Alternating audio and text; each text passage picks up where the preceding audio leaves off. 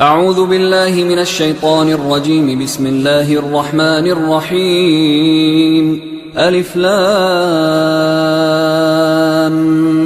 ميم. ذلك الكتاب لا ريب فيه هدى للمتقين الذين يؤمنون بالغيب ويقيمون الصلاة ومما رزقناهم ينفقون والذين يؤمنون بما أنزل إليك وما أنزل من قبلك وبالآخرة هم يوقنون أولئك على هدى من ربهم وأولئك هم المفلحون. إن الذين كفروا سواء عليهم أأنذرتهم أم لم تنذرهم لا يؤمنون ختم الله على قلوبهم وعلى سمعهم وعلى أبصارهم غشاوة ولهم عذاب عظيم. ومن الناس من يقول آمنا بالله وباليوم الآخر وما هم بمؤمنين يخادعون الله والذين آمنوا وما يخدعون إلا أنفسهم وما يشعرون في قلوبهم مرض فزادهم الله مرضا ولهم عذاب أليم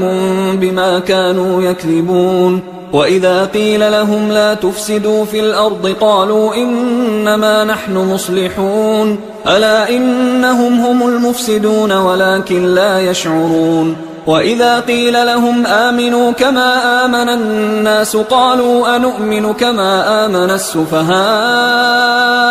ألا إنهم هم السفهاء ولكن لا يعلمون. وإذا لقوا الذين آمنوا قالوا آمنا وإذا خلوا إلى شياطينهم قالوا إنا معكم إنما نحن مستهزئون الله يستهزئ بهم ويمدهم في طغيانهم يعمهون. أولئك الذين اشتروا الضلالة بالهدى فما ربحت تجارتهم وما كانوا مهتدين. مثلهم كمثل الذي استوقد نارا فلما أضاءت ما حوله ذهب الله بنورهم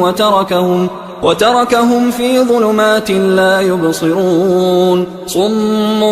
بكم عمي فهم لا يرجعون. أو كصيب من السماء فيه ظلمات ورعد وبرق يجعلون أصابعهم في آذانهم من الصواعق حذر الموت والله محيط بالكافرين. يكاد البرق يخطف أبصارهم كلما أضاء لهم مشوا فيه وإذا أظلم عليهم قاموا ولو شاء الله لذهب بسمعهم وأبصارهم إن الله على كل شيء قدير. يا أيها الناس اعبدوا ربكم الذي خلقكم والذين من قبلكم لعلكم تتقون الذي جعل لكم الأرض فراشا والسماء بناء وأنزل من السماء ماء فأخرج به من الثمرات رزقا لكم فلا تجعلوا لله أندادا وأنتم تعلمون. وإن كنتم في ريب مما نزلنا على عبدنا فأتوا بسورة من مثله وادعوا شهداءكم من دون الله إن كنتم صادقين فإن لم تفعلوا ولن تفعلوا فاتقوا النار التي وقودها الناس والحجارة أعدت للكافرين. وبشر الذين آمنوا وعملوا الصالحات أن لهم جنات تجري من تحتها الأنهار كلما رزقوا منها من ثمرة رزقا قالوا هذا الذي رزقنا من قبل وأتوا به متشابها ولهم فيها أزواج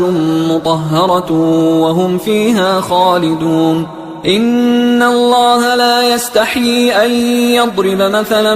ما بعوضة فما فوقها فأما الذين آمنوا فيعلمون أنه الحق من ربهم وأما الذين كفروا فيقولون ماذا أراد الله بهذا مثلا يضل به كثيرا ويهدي به كثيرا وما يضل به إلا الفاسقين الذين ينقضون عهد الله من بعد ميثاقه ويقطعون ما أمر الله به أن يوصل ويفسدون في الأرض أولئك هم الخاسرون. كيف تكفرون بالله وكنتم أمواتا فأحياكم ثم يميتكم ثم يحييكم ثم إليه ترجعون. هو الذي خلق لكم ما في الأرض جميعا ثم استوى إلى السماء فسواهن 7 سماوات وهو بكل شيء عليم. وإذ قال ربك للملائكة إني جاعل في الأرض خليفة قالوا أتجعل فيها من يفسد فيها ويسفك الدماء ونحن نسبح بحمدك ونقدس لك قال إني أعلم ما لا تعلمون. وعلم آدم الأسماء كلها ثم عرضهم على الملائكة فقال أنبئوني بأسماء هؤلاء إن كنتم صادقين. قالوا سبحانك لا علم لنا إلا ما علمتنا إنك أنت العليم الحكيم. قال يا آدم أنبئهم بأسمائهم فلما أنبأهم بأسمائهم قال ألم أقل لكم إني أعلم غيب السماوات والأرض وأعلم ما تبدون وما كنتم تكتمون. وإذ قلنا للملائكة اسجدوا لآدم فسجدوا إلا إبليس أبى واستكبر وكان من الكافرين. وقلنا يا آدم اسكن أنت وزوجك الجنة وكلا منها رغدا حيث شئتما ولا تقربا هذه الشجرة فتكونا من الظالمين. فأزلهما الشيطان عنها فأخرجهما مما كانا فيه وقلنا اهبطوا بعضكم لبعض عدو ولكم في الأرض مستقر ومتاع إلى حين. فتلقى آدم من ربه كلمات فتاب عليه إنه هو التواب الرحيم. قلنا اهبطوا منها جميعا فإما يأتينكم مني هدى فمن تبع هداي فلا خوف عليهم ولا هم يحزنون. والذين كفروا وكذبوا بآياتنا أولئك أصحاب النار هم فيها خالدون. يا بني إسرائيل اذكروا نعمتي التي أنعمت عليكم وأوفوا بعهدي أوف بعهدكم وإياي فارهبون. وآمنوا بما أنزلت مصدقا لما معكم ولا تكونوا أول كافر به ولا تشتروا بآياتي ثمنا قليلا وإياي فاتقون. ولا تلبسوا الحق بالباطل وتكتموا الحق وأنتم تعلمون. وأقيموا الصلاة وآتوا الزكاة واركعوا مع الراكعين. أتأمرون الناس بالبر وتنسون أنفسكم وأنتم تتلون الكتاب أفلا تعقلون. واستعينوا بالصبر والصلاة وإنها لكبيرة إلا على الخاشعين الذين يظنون أنهم ملاقو ربهم وأنهم إليه راجعون. يا بني إسرائيل اذكروا نعمتي التي أنعمت عليكم وأني فضلتكم على العالمين. واتقوا يوما لا تجزي نفس عن نفس شيئا ولا يقبل منها شفاعة ولا يؤخذ منها عدل ولا هم ينصرون. وإذ نجيناكم من آل فرعون يسومونكم سوء العذاب يذبحون أبناءكم ويستحيون نساءكم وفي ذلكم بلاء من ربكم عظيم. وإذ فرقنا بكم البحر فأنجيناكم وأغرقنا آل فرعون وأنتم تنظرون. وإذ واعدنا موسى 40 ليلة ثم اتخذتم العجل من بعده وأنتم ظالمون. ثم عفونا عنكم من بعد ذلك لعلكم تشكرون وإذ آتينا موسى الكتاب والفرقان لعلكم تهتدون وإذ قال موسى لقومه يا قوم إنكم ظلمتم أنفسكم باتخاذكم العجل فتوبوا إلى بارئكم فاقتلوا أنفسكم ذلكم خير لكم عند بارئكم فتاب عليكم إنه هو التواب الرحيم وإذ قلتم يا موسى لن نؤمن لك حتى نرى الله جهرة فأخذتكم الصاعقة وأنتم تنظرون ثم بعثناكم من بعد موتكم لعلكم تشكرون وظللنا عليكم الغمام وأنزلنا عليكم المن والسلوى كلوا من طيبات ما رزقناكم وما ظلمونا ولكن كانوا أنفسهم يظلمون وإذ قلنا ادخلوا هذه القرية فكلوا منها حيث شئتم رغدا وادخلوا الباب سجدا وقولوا حطة نغفر لكم خطاياكم وسنزيد المحسنين فبدل الذين ظلموا قولا غير الذي قيل لهم فأنزلنا على الذين ظلموا رجزا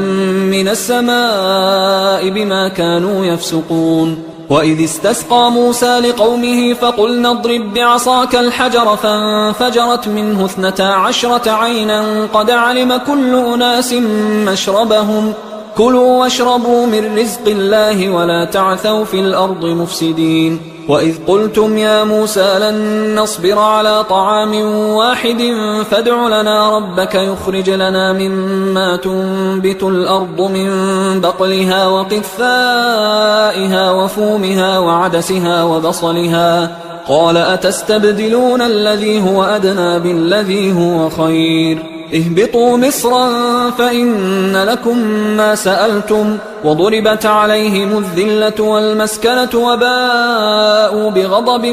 من الله ذلك بأنهم كانوا يكفرون بآيات الله ويقتلون النبيين بغير الحق ذلك بما عصوا وكانوا يعتدون إن الذين آمنوا والذين هادوا والنصارى والصابئين من آمن بالله واليوم الآخر وعمل صالحا فلهم أجرهم عند ربهم ولا خوف عليهم ولا هم يحزنون وإذ أخذنا ميثاقكم ورفعنا فوقكم الطور خذوا ما آتيناكم بقوة واذكروا ما فيه لعلكم تتقون ثم توليتم من بعد ذلك فلولا فضل الله عليكم ورحمته لكنتم من الخاسرين ولقد علمتم الذين اعتدوا منكم في السبت فقلنا لهم كونوا قردة خاسئين فجعلناها نكالا لما بين يديها وما خلفها وموعظة للمتقين وإذ قال موسى لقومه إن الله يأمركم أن تذبحوا بقرة قالوا أتتخذنا هزوا قال أعوذ بالله أن أكون من الجاهلين قالوا ادع لنا ربك يبين لنا ما هي قال إنه يقول إنها بقرة لا فارض ولا بكر عوان بين ذلك فافعلوا ما تؤمرون قالوا ادع لنا ربك يبين لنا ما لونها قال إنه يقول إنها بقرة صفراء فاقع لونها تسر الناظرين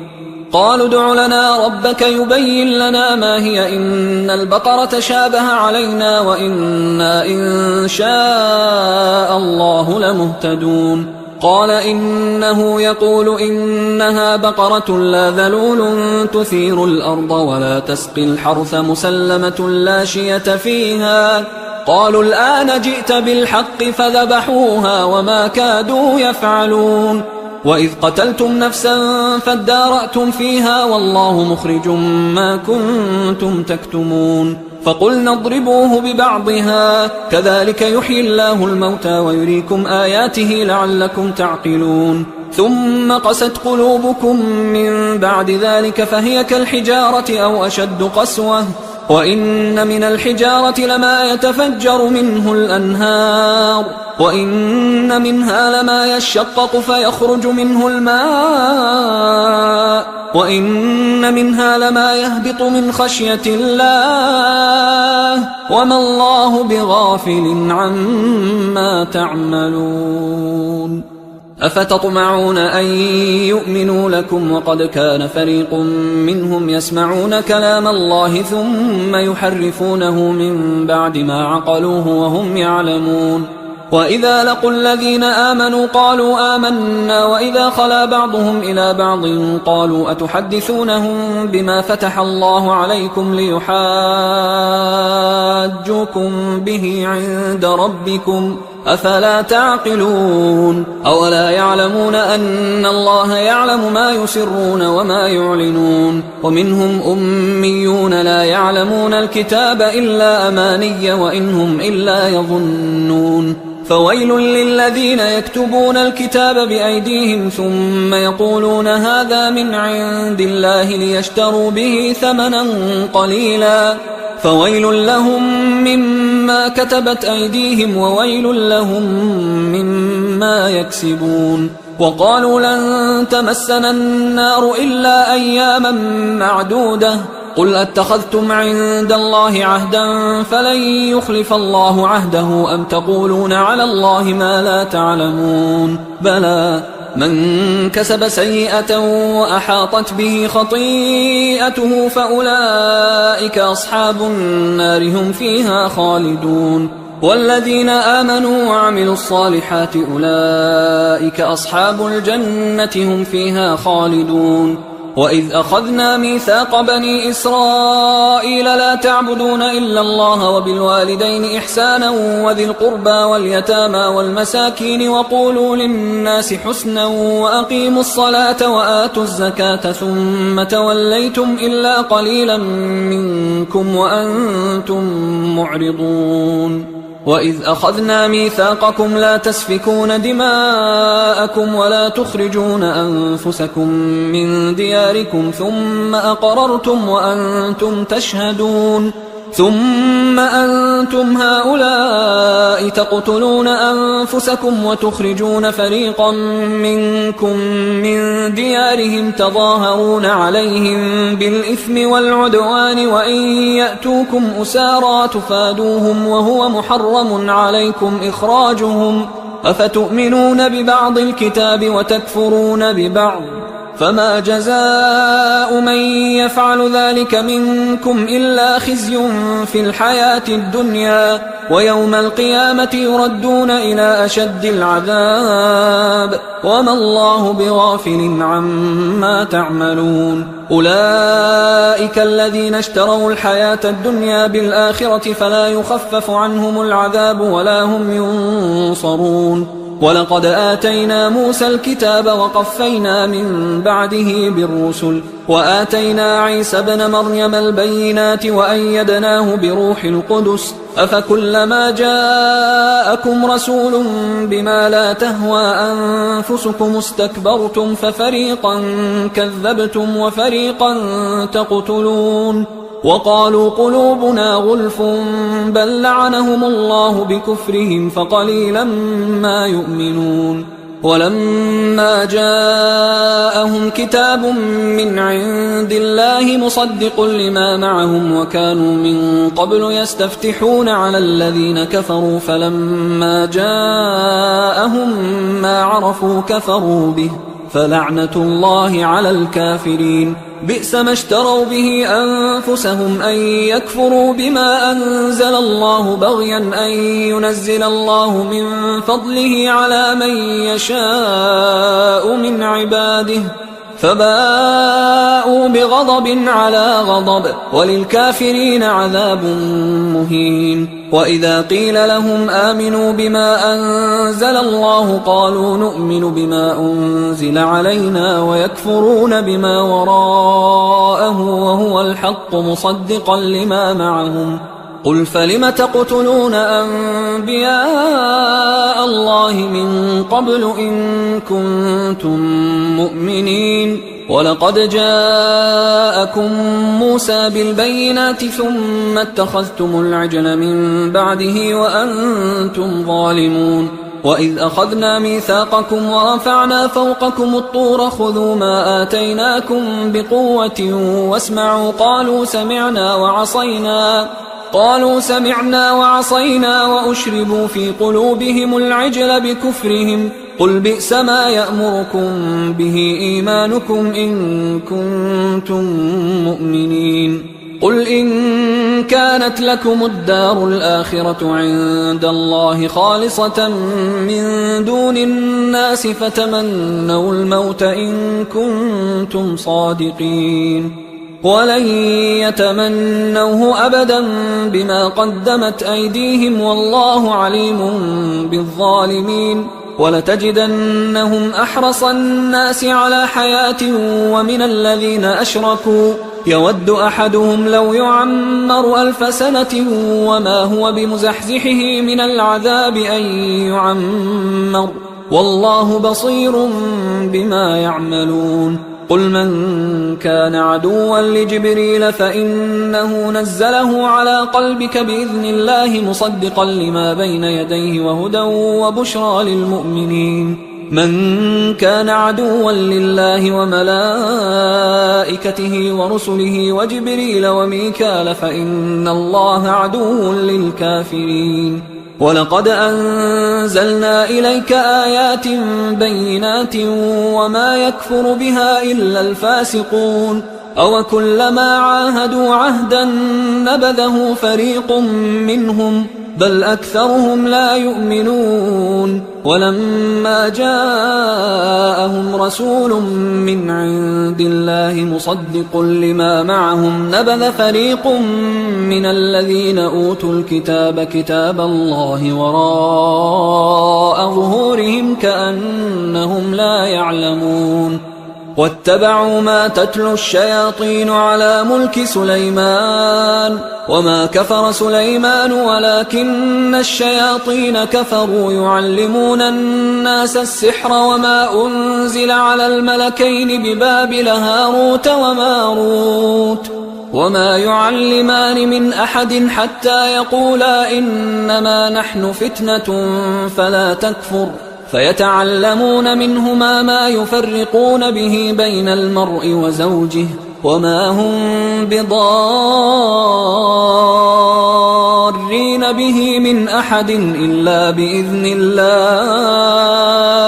ويتعلمون ما يضرهم ولا ينفعهم ولقد علموا لمن اشتراه ما له في الآخرة من خلاق ولبئس ما شروا به أنفسهم لو كانوا يعلمون ولو أنهم آمنوا واتقوا لمثوبة من عند الله خير لو كانوا يعلمون يا أيها الذين آمنوا لا تقولوا راعنا وقولوا انظرنا واسمعوا وللكافرين عذاب أليم ما يود الذين كفروا من أهل الكتاب ولا المشركين أن ينزل عليكم من خير من ربكم والله يختص برحمته من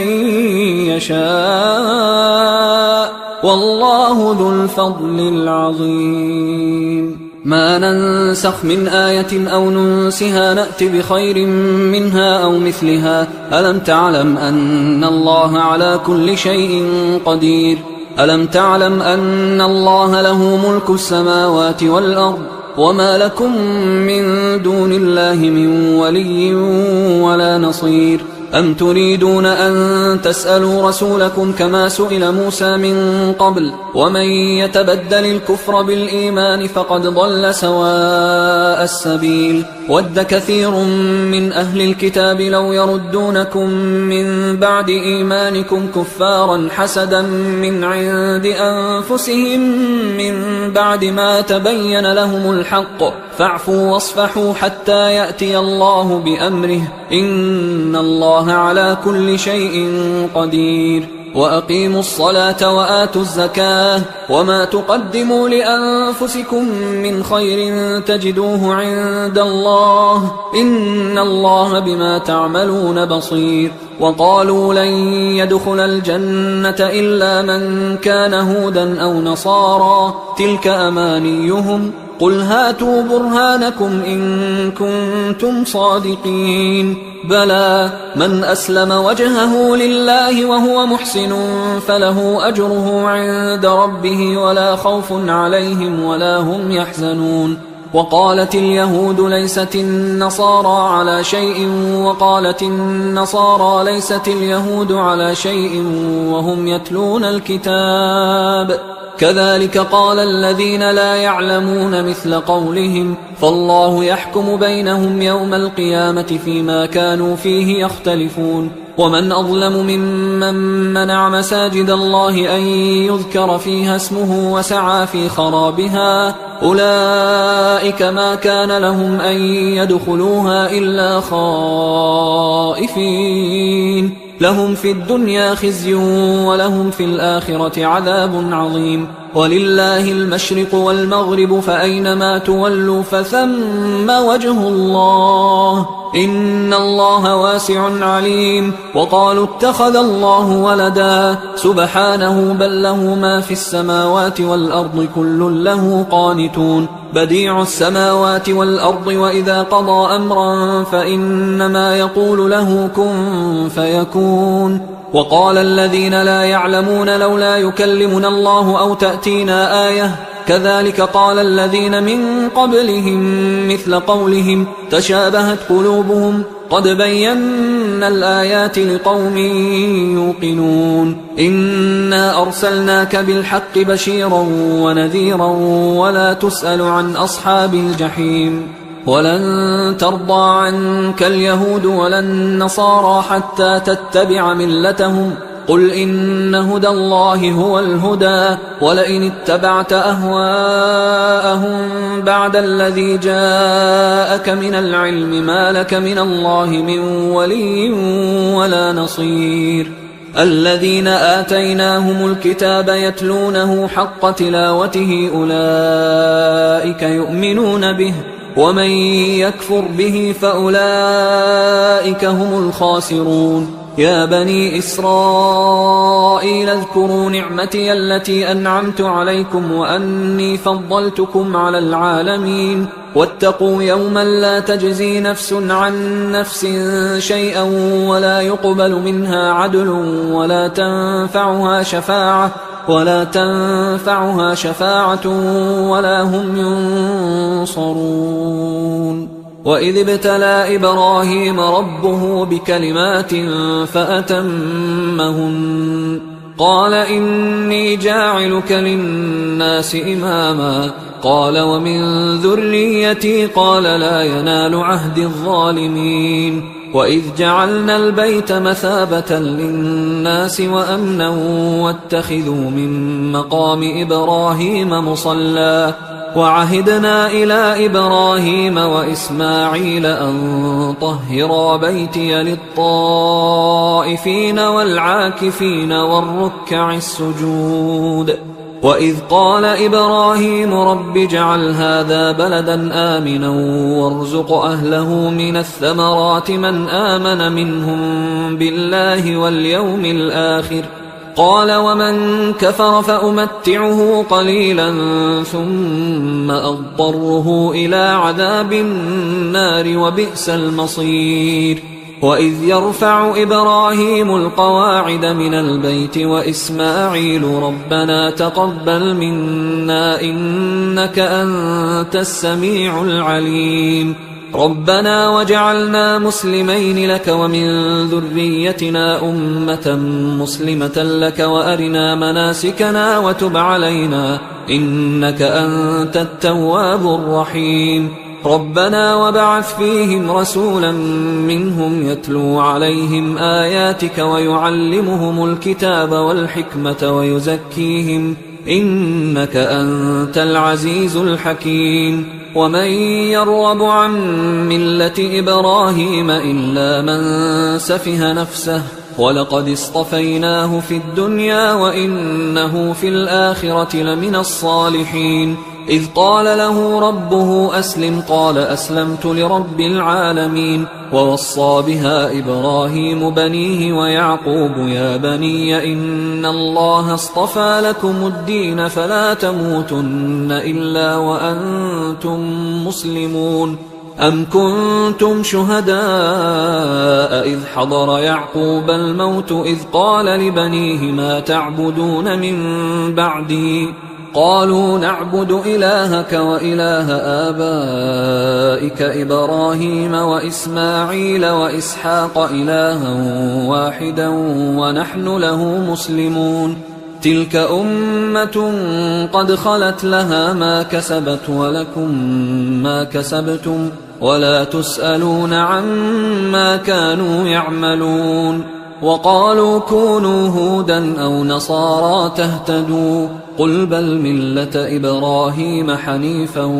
وما كان من المشركين. قولوا آمنا بالله وما أنزل إلينا وما أنزل إلى إبراهيم وإسماعيل وإسحاق ويعقوب والأسباط وما أوتي موسى وعيسى وما أوتي النبيون من ربهم لا نفرق بين أحد منهم ونحن له مسلمون. فإن آمنوا بمثل ما آمنتم به فقد اهتدوا وإن تولوا فإنما هم في شقاق فسيكفيكهم الله وهو السميع العليم. صبغة الله ومن أحسن من الله صبغة ونحن له عابدون. قل أتحاجوننا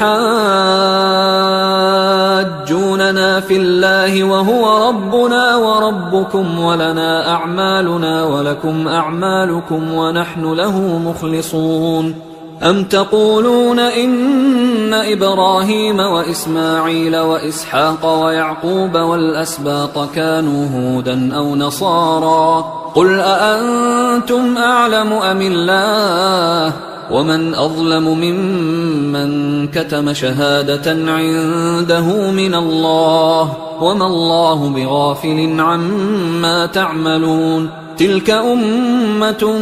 قد خلت لها ما كسبت ولكم ما كسبتم ولا تسألون عما كانوا يعملون. سيقول السفهاء من الناس ما ولاهم عن قبلتهم التي كانوا عليها قل لله المشرق والمغرب يهدي من يشاء إلى صراط مستقيم. وكذلك جعلناكم أمة وسطا لتكونوا شهداء على الناس ويكون الرسول عليكم شهيدا. وما جعلنا القبلة التي كنت عليها إلا لنعلم من يتبع الرسول ممن ينقلب على عقبيه وإن كانت لكبيرة إلا على الذين هدى الله وما كان الله ليضيع إيمانكم إن الله بالناس لرؤوف رحيم. قد نرى تقلب وجهك في السماء فلنولينك قبلة ترضاها فول وجهك شطر المسجد الحرام وحيث ما كنتم فولوا وجوهكم شطره وإن الذين أوتوا الكتاب ليعلمون أنه الحق من ربهم وما الله بغافل عما يعملون. ولئن أتيت الذين أوتوا الكتاب بكل آية ما تبعوا قبلتك وما أنت بتابع قبلتهم وما بعضهم بتابع قبلة بعض ولئن اتبعت أهواءهم من بعد ما جاءك من العلم إنك إذا لمن الظالمين. الذين آتيناهم الكتاب يعرفونه كما يعرفون أبناءهم وإن فريقا منهم ليكتمون الحق وهم يعلمون الحق من ربك فلا تكونن من الممترين ولكل وجهة هو موليها فاستبقوا الخيرات أينما تكونوا يأت بكم الله جميعا إن الله على كل شيء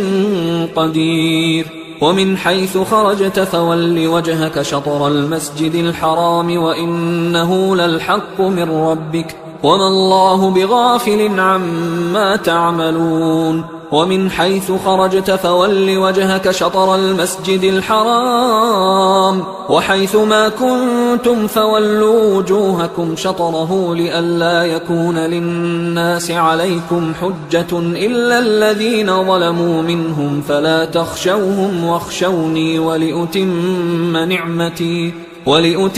نعمتي عليكم ولعلكم تهتدون كما أرسلنا فيكم رسولا منكم يتلو عليكم آياتنا ويزكيكم ويعلمكم الكتاب والحكمة ويعلمكم ما لم تكونوا تعلمون فاذكروني أذكركم واشكروا لي ولا تكفرون يا أيها الذين آمنوا استعينوا بالصبر والصلاة إن الله مع الصابرين ولا تقولوا لمن يقتل في سبيل الله أموات بل أحياء ولكن لا تشعرون ولنبلونكم بشيء من الخوف والجوع ونقص من الأموال والأنفس والثمرات وبشر الصابرين الذين إذا أصابتهم مصيبة قالوا إنا لله وإنا إليه راجعون أولئك عليهم صلوات من ربهم ورحمة وأولئك هم المهتدون إن الصفا والمروة من شعائر الله فمن حج البيت أو اعتمر فلا جناح عليه أن يطوف بهما ومن تطوع خيرا فإن الله شاكر عليم إن الذين يكتمون ما أنزلنا من البينات والهدى من بعد ما بيناه للناس في الكتاب أولئك يلعنهم الله ويلعنهم اللاعنون إلا الذين تابوا وأصلحوا وبينوا فأولئك أتوب عليهم وأنا التواب الرحيم إن الذين كفروا وماتوا وهم كفار أولئك عليهم لعنة الله والملائكة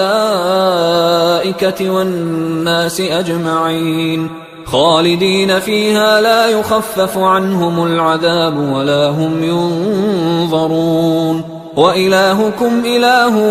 واحد لا إله إلا هو الرحمن الرحيم إن في خلق السماوات والأرض واختلاف الليل والنهار والفلك التي تجري في البحر بما ينفع الناس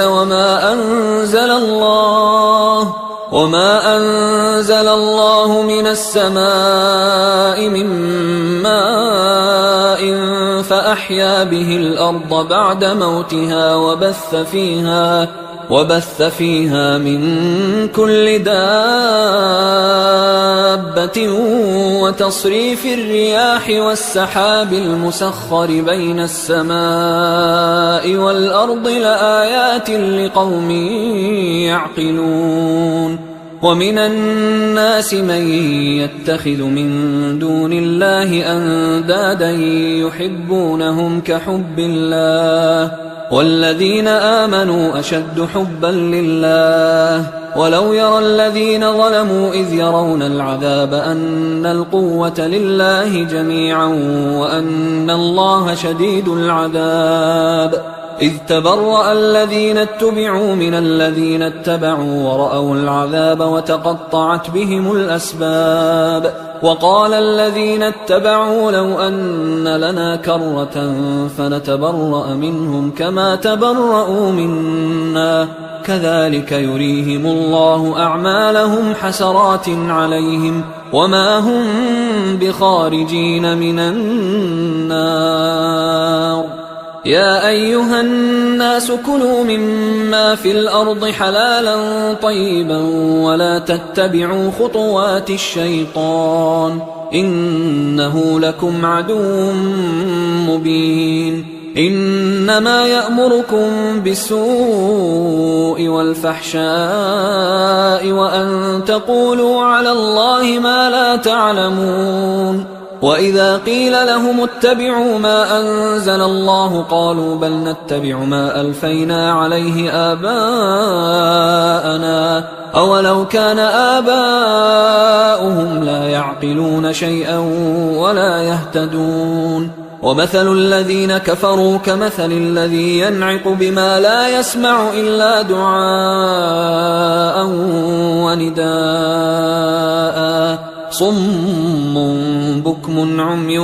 فهم لا يعقلون يا أيها الذين آمنوا كلوا من طيبات ما رزقناكم واشكروا لله إن كنتم إياه تعبدون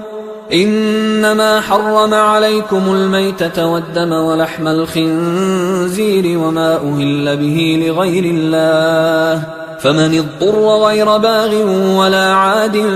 فلا إثم عليه إن الله غفور رحيم إن الذين يكتمون ما أنزل الله من الكتاب ويشترون به ثمنا قليلا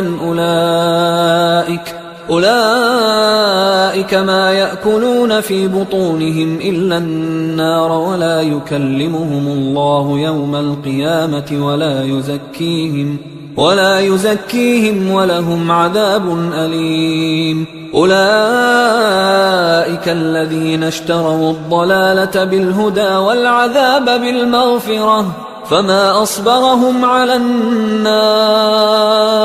ذلك بأن الله نزل الكتاب بالحق وإن الذين اختلفوا في الكتاب لفي شقاق بعيد ليس البر أن تولوا وجوهكم قبل المشرق والمغرب ولكن البر من آمن بالله واليوم الآخر والملائكة والكتاب والنبيين وآتى المال على حبه ذوي القربى واليتامى والمساكين وابن السبيل والسائلين وفي الرقاب وأقام الصلاة وآتى الزكاة والموفون بعهدهم إذا عاهدوا والصابرين في البأساء والضراء وحين البأس أولئك الذين صدقوا وأولئك هم المتقون يا أيها الذين آمنوا كتب عليكم القصاص في القتلى الحر بالحر والعبد بالعبد والأنثى بالأنثى فمن عفي له من أخيه شيء فاتباع بالمعروف وأداء إليه بإحسان ذلك تخفيف من ربكم ورحمة فمن اعتدى بعد ذلك فله عذاب أليم ولكم في القصاص حياة يا أولي الألباب لعلكم تتقون كتب عليكم إذا حضر أحدكم الموت إن ترك خيرا الوصية للوالدين والأقربين بالمعروف حقا على المتقين فمن بدله بعدما سمعه فإنما إثمه على الذين يبدلونه إن الله سميع عليم فمن خاف من موص جنفا أو إثما فأصلح بينهم فلا إثم عليه إن الله غفور رحيم.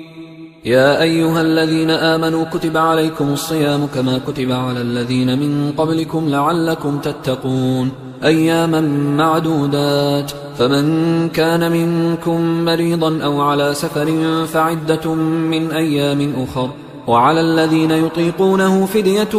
طعام مسكين، فمن تطوع خيرا فهو خير له، وأن تصوموا خير لكم إن كنتم تعلمون. شهر رمضان الذي أنزل فيه القرآن هدى للناس وبينات من الهدى والفرقان، فمن شهد منكم الشهر فليصمه، ومن كان مريضا أو على سفر فعدة من أيام أخر، يريد الله بكم اليسر ولا يريد بكم العسر ولتكملوا العدة ولتكبروا الله على ما هداكم ولعلكم تشكرون. وإذا سألك عبادي عني فإني قريب أجيب دعوة الداعي إذا دعان، فليستجيبوا لي وليؤمنوا بي لعلهم يرشدون. أحل لكم ليلة الصيام الرفث إلى نسائكم هن لباس لكم وأنتم لباس لهن، علم الله أنكم كنتم تختانون أنفسكم فتاب عليكم وعفى عنكم، فالآن باشروهن وابتغوا ما كتب الله لكم، وكلوا واشربوا حتى يتبين لكم الخيط الأبيض من الخيط الأسود من الفجر، ثم أتموا الصيام إلى الليل، ولا تباشروهن وأنتم عاكفون في المساجد،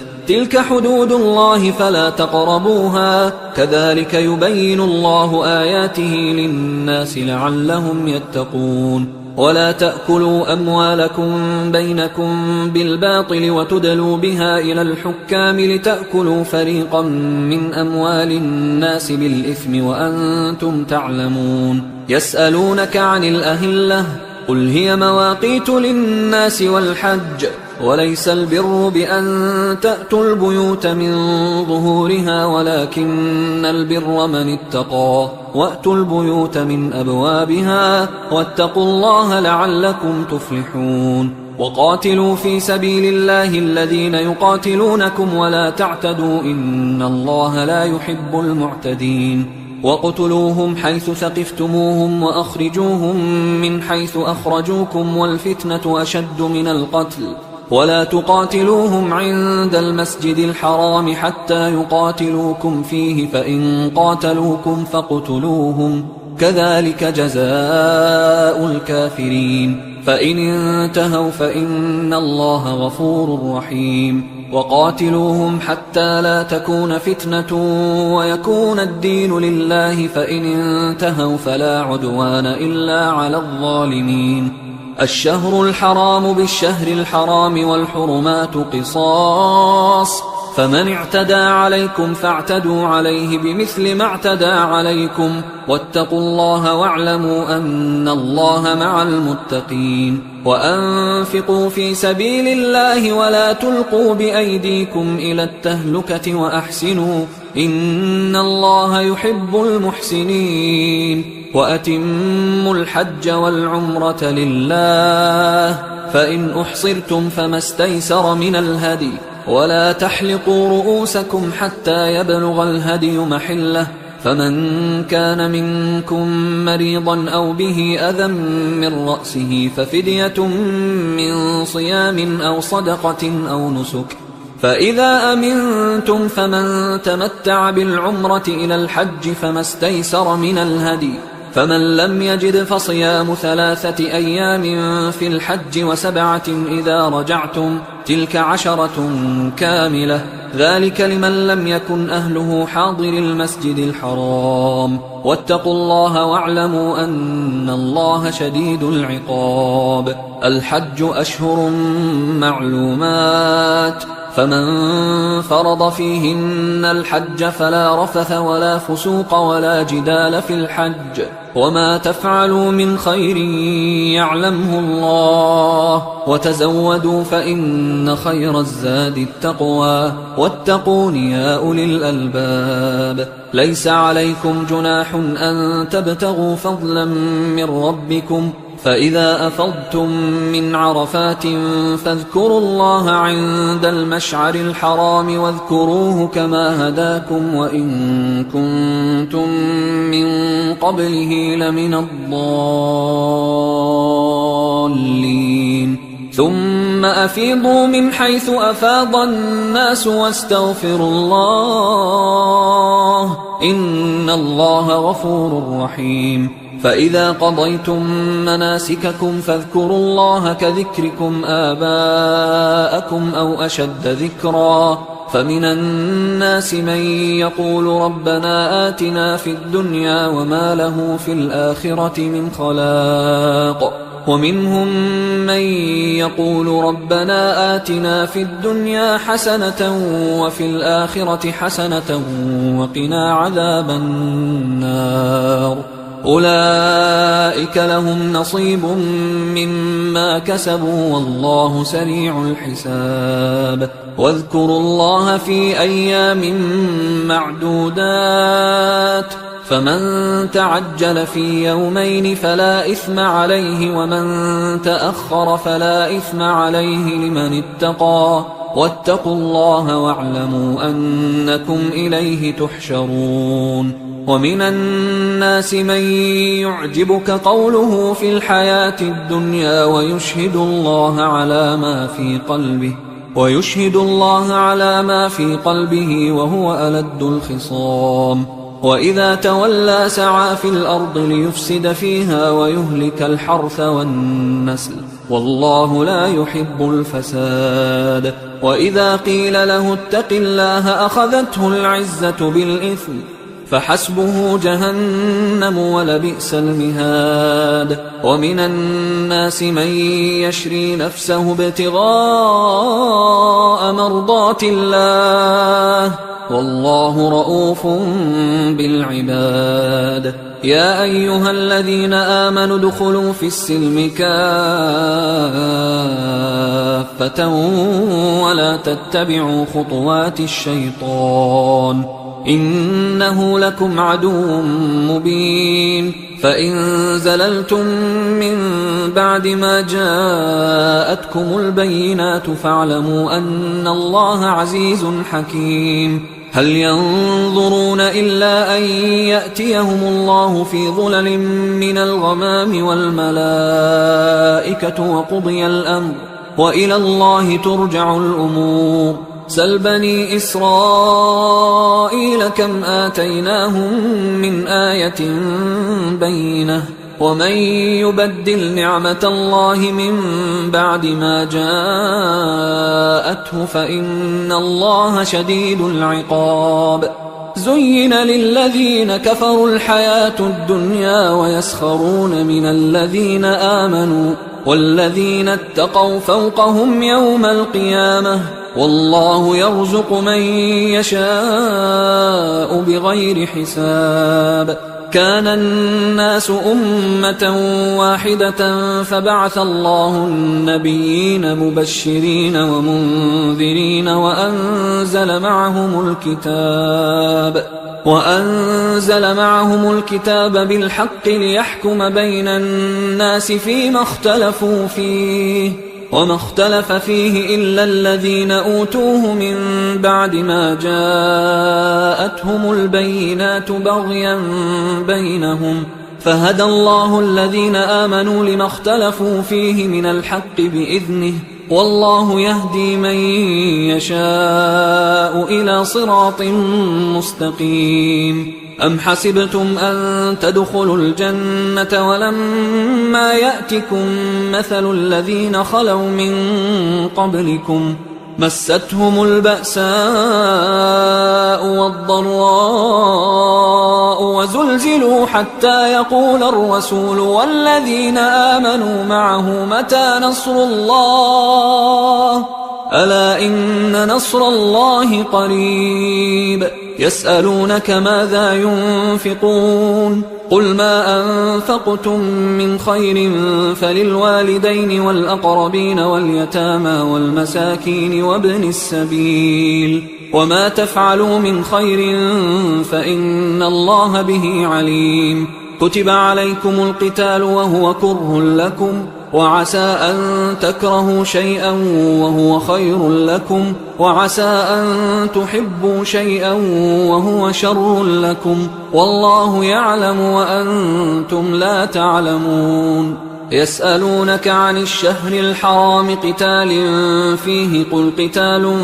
فيه كبير وصد عن سبيل الله وكفر به والمسجد الحرام وإخراج أهله منه أكبر عند الله والفتنة أكبر من القتل ولا يزالون يقاتلونكم حتى يردوكم عن دينكم إن استطاعوا ومن يرتدد منكم عن دينه فيمت وهو كافر فأولئك حبطت أعمالهم في الدنيا والآخرة وأولئك أصحاب النار هم فيها خالدون إن الذين آمنوا والذين هاجروا وجاهدوا في سبيل الله أولئك يرجون رحمة الله والله غفور رحيم يسألونك عن الخمر والميسر قل فيهما إثم كبير ومنافع للناس وإثمهما أكبر من نفعهما ويسألونك ماذا ينفقون قل العفو كذلك يبين الله لكم الآيات لعلكم تتفكرون في الدنيا والآخرة ويسألونك عن اليتامى قل إصلاح لهم خير وإن تخالطوهم فإخوانكم والله يعلم المفسد من المصلح ولو شاء الله لأعنتكم إن الله عزيز حكيم ولا تنكحوا المشركات حتى يؤمنوا ولأمة مؤمنة خير من مشركة ولو أعجبتكم ولا تنكحوا المشركين حتى يؤمنوا ولعبد مؤمن خير من مشرك ولو أعجبكم أولئك يدعون إلى النار والله يدعو إلى الجنة والمغفرة بإذنه ويبين آياته للناس لعلهم يتذكرون ويسألونك عن المحيض قل هو أذى فاعتزلوا النساء في المحيض ولا تقربوهن حتى يطهرن فإذا تطهرن فأتوهن من حيث أمركم الله إن الله يحب التوابين ويحب المتطهرين نساؤكم حرث لكم فأتوا حرثكم أنى شئتم وقدموا لأنفسكم واتقوا الله واعلموا أنكم ملاقوه وبشر المؤمنين ولا تجعلوا الله عرضة لأيمانكم أن تبروا وتتقوا وتصلحوا بين الناس والله سميع عليم لا يؤاخذكم الله باللغو في أيمانكم ولكن يؤاخذكم بما كسبت قلوبكم والله غفور حليم للذين يؤلون من نسائهم تربص 4 أشهر فإن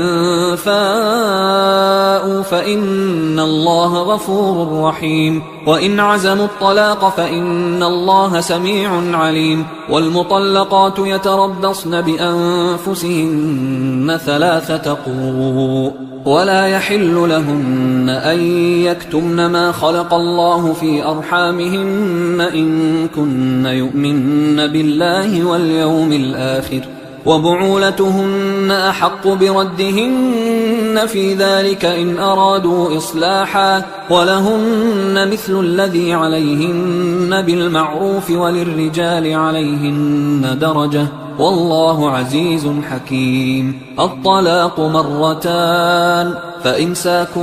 بمعروف أو تسريح بإحسان ولا يحل لكم أن تأخذوا مما آتيتموهن شيئا إلا أن يخافا ألا يقيما حدود الله فإن خفتم ألا يقيما حدود الله فلا جناح عليهما فيما افتدت به، تلك حدود الله فلا تعتدوها، ومن يتعد حدود الله فأولئك هم الظالمون. فإن طلقها فلا تحل له من بعد حتى تنكح زوجا غيره، فإن طلقها فلا جناح عليهما أن يتراجعا إن ظنا أن يقيما حدود الله، وتلك حدود الله يبينها لقوم يعلمون. وإذا طلقتم النساء فبلغن أجلهن فأمسكوهن بمعروف أو سرحوهن بمعروف، ولا تمسكوهن ضرارا لتعتدوا، ومن يفعل ذلك فقد ظلم نفسه. ولا تتخذوا آيات الله هزوا، واذكروا نعمة الله عليكم وما أنزل عليكم من الكتاب والحكمة يعظكم به، واتقوا الله واعلموا أن الله بكل شيء عليم. وإذا طلقتم النساء فبلغن أجلهن فلا تعضلوهن أن ينكحن أزواجهن إذا تراضوا بينهم بالمعروف، ذلك يوعظ به من كان منكم يؤمن بالله واليوم الآخر، ذلكم أزكى لكم وأطهر، والله يعلم وأنتم لا تعلمون.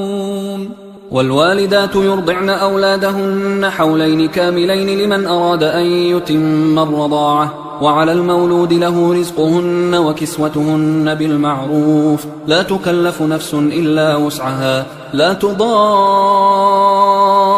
والدة بولدها ولا مولود له بولده، وعلى الوارث مثل ذلك، فإن أرادا فصالا عن تراض منهما وتشاور فلا جناح عليهما. وإن أردتم أن تسترضعوا أولادكم فلا جناح عليكم إذا سلمتم ما آتيتم بالمعروف، واتقوا الله واعلموا أن الله بما تعملون بصير. والذين يتوفون منكم ويذرون أزواجا يتربصن بأنفسهن 4 أشهر وعشرا، فإذا بلغن أجلهن فلا جناح عليكم فيما فعلن في أنفسهن بالمعروف، والله بما تعملون خبير. ولا جناح عليكم فيما عرضتم به من خطبة النساء أو أكننتم في أنفسكم، علم الله أنكم ستذكرونهن ولكن لا تواعدوهن سرا إلا أن تقولوا قولا معروفا، ولا تعزموا عقدة النكاح حتى يبلغ الكتاب أجله، واعلموا أن الله يعلم ما في أنفسكم فاحذروه، واعلموا أن الله غفور حليم. لا جناح عليكم إن طلقتم النساء ما لم تمسوهن أو تفرضوا لهن فريضة، ومتعوهن على الموسع قدره وعلى المقتر قدره متاعا بالمعروف حقا على المحسنين. وإن طلقتموهن من قبل أن تمسوهن وقد فرضتم لهن فريضة فنصف ما فرضتم إلا أن يعفون أو يعفو الذي بيده عقدة النكاح، وأن تعفوا أقرب للتقوى، ولا تنسوا الفضل بينكم، إن الله بما تعملون بصير. حافظوا على الصلوات والصلاة الوسطى وقوموا لله قانتين، فإن خفتم فرجالا أو ركبانا، فإذا أمنتم فاذكروا الله كما علمكم ما لم تكونوا تعلمون. والذين يتوفون منكم ويذرون أزواجا وصية لأزواجهم متاعا إلى الحول غير إخراج، فإن خرجن فلا جناح عليكم فيما فعلن في أنفسهن من معروف، والله عزيز حكيم. وللمطلقات متاع بالمعروف حقا على المتقين، كذلك يبين الله لكم آياته لعلكم تعقلون. ألم تر إلى الذين خرجوا من ديارهم وهم ألوف حذر الموت فقال لهم الله موتوا ثم أحياهم، إن الله لذو فضل على الناس ولكن أكثر الناس لا يشكرون وقاتلوا في سبيل الله واعلموا أن الله سميع عليم من ذا الذي يقرض الله قرضا حسنا فيضاعفه له أضعافا كثيرة والله يقبض ويبسط وإليه ترجعون ألم تر إلى الملأ من بني إسرائيل من بعد موسى إذ قالوا لنبي له مبعث لنا ملكا نقاتل في سبيل الله قال هل عسيتم إن كتب عليكم القتال ألا تقاتلوا قالوا وما لنا ألا نقاتل في سبيل الله وقد أخرجنا من ديارنا وأبنائنا فلما كتب عليهم القتال تولوا إلا قليلا منهم والله عليم بالظالمين وقال لهم نبيهم إن الله قد بعث لكم طالوت ملكا قالوا أنى يكون له الملك علينا ونحن أحق بالملك منه ولم يؤت سعة من المال قال إن الله اصطفاه عليكم وزاده بسطة في العلم والجسم والله يؤتي ملكه من يشاء والله واسع عليم وقال لهم نبيهم إن آية ملكه أن يأتيكم التابوت فيه سكينة من ربكم وبقية مما ترك آل موسى وآل هارون تحمله الملائكة إن في ذلك لآية لكم إن كنتم مؤمنين فلما فصل طالوت بالجنود قال إن الله مبتليكم بنهر فمن شرب منه فليس مني ومن لم يطعمه فإنه مني إلا من اغترف غرفة بيده فشربوا منه إلا قليلا منهم فلما جاوزه هو والذين آمنوا معه قالوا لا طاقة لنا اليوم بجالوت وجنوده قال الذين يظنون أنهم ملاقوا الله كم من فئة قليلة غلبت فئة كثيرة بإذن الله والله مع الصابرين ولما برزوا لجالوت وجنوده قالوا ربنا أفرغ علينا صبرا وثبت أقدامنا وانصرنا على القوم الكافرين فهزموهم بإذن الله وقتل داود جالوت وآتاه الله الملك والحكمة وعلمه مما يشاء ولولا دفع الله الناس بعضهم ببعض لفسدت الأرض ولكن الله ذو فضل على العالمين تلك آيات الله نتلوها عليك بالحق وإنك لمن المرسلين تلك الرسل فضلنا بعضهم على بعض منهم من كلم الله ورفع بعضهم درجات وآتينا عيسى ابن مريم البينات وأيدناه بروح القدس ولو شاء الله ما اقتتل الذين من بعدهم من بعد ما جاءتهم البينات ولكن اختلفوا فمنهم من آمن ومنهم من كفر ولو شاء الله ما اقتتلوا ولكن الله يفعل ما يريد يا أيها الذين آمنوا أنفقوا مما رزقناكم من قبل أن يأتي يوم لا بيع فيه ولا خلة ولا شفاعة والكافرون هم الظالمون الله لا إله إلا هو الحي القيوم لا تأخذه سنة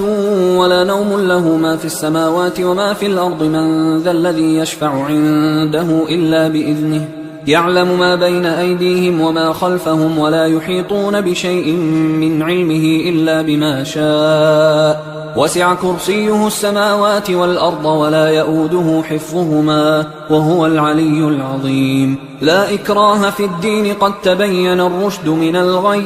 فمن يكفر بالطاغوت ويؤمن بالله فقد استمسك بالعروة الوثقى لا انفصام لها والله سميع عليم الله ولي الذين آمنوا يخرجهم من الظلمات إلى النور والذين كفروا أولياؤهم الطاغوت يخرجونهم من النور إلى الظلمات أولئك أصحاب النار هم فيها خالدون. ألم تر إلى الذي حاج إبراهيم في ربه أن آتاه الله الملك إذ قال إبراهيم ربي الذي يحيي ويميت قال أنا أحيي وأميت. قال إبراهيم فإن الله يأتي بالشمس من المشرق فأت بها من المغرب فبهت الذي كفر والله لا يهدي القوم الظالمين. أو كالذي مر على قرية وهي خاوية على عروشها قال أنى يحيي هذه الله بعد موتها فأماته الله 100 عام ثم بعثه قال كم لبثت؟ قال لبثت يوما أو بعض يوم. قال بل لبثت 100 عام فانظر إلى طعامك وشرابك لم يتسنه وانظر إلى حمارك ولنجعلك آية للناس وانظر إلى العظام كيف ننشزها ثم نكسوها لحما فلما تبين له قال أعلم أن الله على كل شيء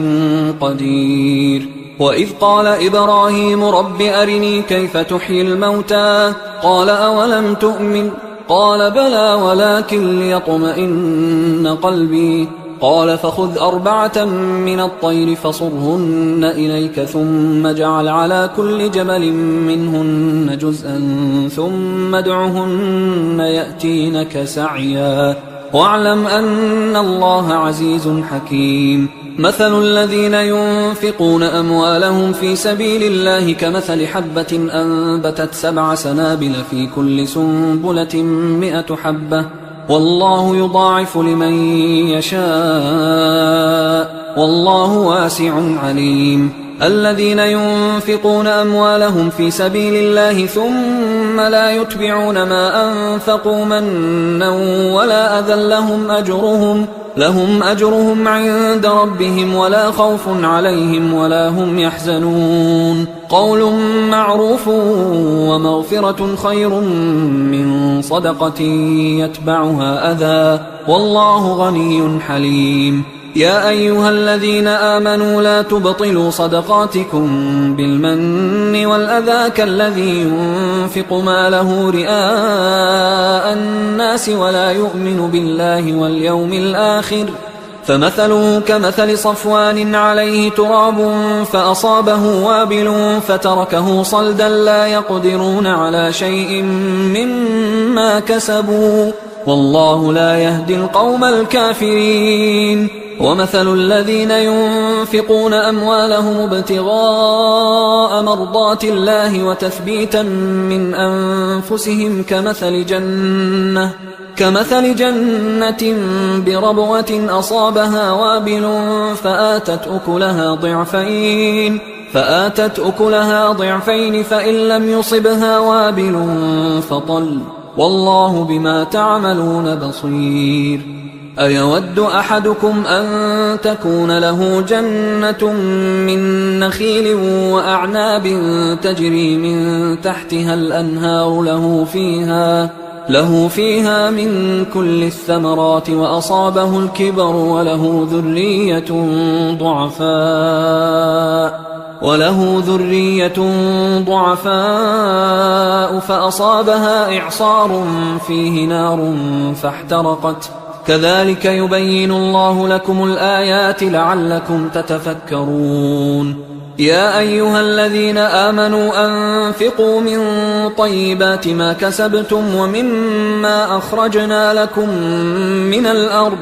ولا تيمموا الخبيث منه تنفقون ولستم بآخذيه إلا أن تغمضوا فيه واعلموا أن الله غني حميد. الشيطان يعدكم الفقر ويأمركم بالفحشاء والله يعدكم مغفرة منه وفضلا والله واسع عليم. يؤتي الحكمة من يشاء ومن يؤت الحكمة فقد أوتي خيرا كثيرا وما يذكر إلا أولو الألباب. وما أنفقتم من نفقة أو نذرتم من نذر فإن الله يعلمه وما للظالمين من أنصار إن تبدوا الصدقات فنعما هي وإن تخفوها وتؤتوها الفقراء فهو خير لكم ويكفر عنكم من سيئاتكم والله بما تعملون خبير ليس عليك هداهم ولكن الله يهدي من يشاء وما تنفقوا من خير فلأنفسكم وما تنفقون إلا ابتغاء وجه الله وما تنفقوا من خير يوفى إليكم وأنتم لا تظلمون للفقراء الذين أحصروا في سبيل الله لا يستطيعون ضربا في الأرض يحسبهم الجاهل أغنياء من التعفف تعرفهم بسيماهم لا يسألون الناس إلحافا وما تنفقوا من خير فإن الله به عليم الذين ينفقون أموالهم بالليل والنهار سرا وعلانية فلهم أجرهم عند ربهم ولا خوف عليهم ولا هم يحزنون الذين يأكلون الربا لا يقومون إلا كما يقوم الذي يتخبطه الشيطان من المس ذلك بأنهم قالوا إنما البيع مثل الربا وأحل الله البيع وحرم الربا فمن جاءه موعظة من ربه فانتهى فله ما سلف وأمره إلى الله ومن عاد فأولئك أصحاب النار هم فيها خالدون يمحق الله الربا ويربي الصدقات والله لا يحب كل كفار أثيم إن الذين آمنوا وعملوا الصالحات وأقاموا الصلاة وآتوا الزكاة لهم أجرهم عند ربهم ولا خوف عليهم ولا هم يحزنون يا أيها الذين آمنوا اتقوا الله وذروا ما بقي من الربا إن كنتم مؤمنين فإن لم تفعلوا فأذنوا بحرب من الله ورسوله وإن تبتم فلكم رؤوس أموالكم لا تظلمون ولا تظلمون وإن كان ذو عسرة فنظرة إلى ميسرة وأن تصدقوا خير لكم إن كنتم تعلمون واتقوا يوما ترجعون فيه إلى الله ثم توفى كل نفس ما كسبت وهم لا يظلمون يا أيها الذين آمنوا إذا تداينتم بدين إلى أجل مسمى فاكتبوه وليكتب بينكم كاتب بالعدل ولا يأب كاتب أن يكتب كما علمه الله فليكتب وليملل الذي عليه الحق وليتق الله ربه ولا يبخس منه شيئا فإن كان الذي عليه الحق سفيها أو ضعيفا أو لا يستطيع أن يمله فليملل وليه بالعدل واستشهدوا شهيدين من رجالكم فإن لم يكونا رجلين فرجل وامرأتان ممن ترضون من الشهداء أن تضل إحداهما فتذكر إحداهما الأخرى ولا يأبى الشهداء إذا ما دعوا ولا تسأموا أن تكتبوه صغيرا أو كبيرا إلى أجله ذلكم أقسط عند الله وأقوم للشهادة وأدنى أن لا ترتابوا إلا أن تكون تجارة حاضرة تديرونها بينكم فليس عليكم جناح ألا تكتبوها وأشهدوا إذا تبايعتم ولا يضار كاتب ولا شهيد وإن تفعلوا فإنه فسوق بكم واتقوا الله ويعلمكم الله والله بكل شيء عليم وإن كنتم على سفر ولم تجدوا كاتبا فرهان مقبوضة،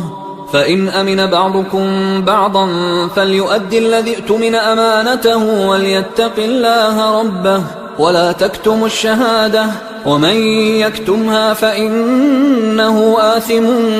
قلبه والله بما تعملون عليم. لله ما في السماوات وما في الأرض، وإن تبدوا ما في أنفسكم أو تخفوه يحاسبكم به الله فيغفر لمن يشاء ويعذب من يشاء والله على كل شيء